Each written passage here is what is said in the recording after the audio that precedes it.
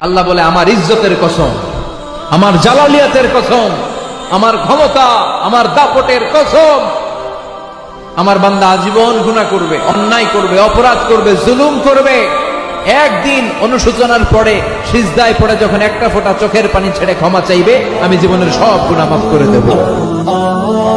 আল্লাহ বলে আমার ইজ্জতের কসম, আমার জালালিয়াতের কসম, আমার ক্ষমতা, আমার দাপটের কসম, আমার বান্দা আজীবন গুনাহ করবে, অন্যায় করবে, অপরাধ করবে, জুলুম করবে। একদিন অনুশোচনার পরে সিজদায় পড়ে যখন একটা ফোঁটা চোখের পানি ছেড়ে ক্ষমা চাইবে, আমি জীবনের সব গুনাহ মাফ করে দেব।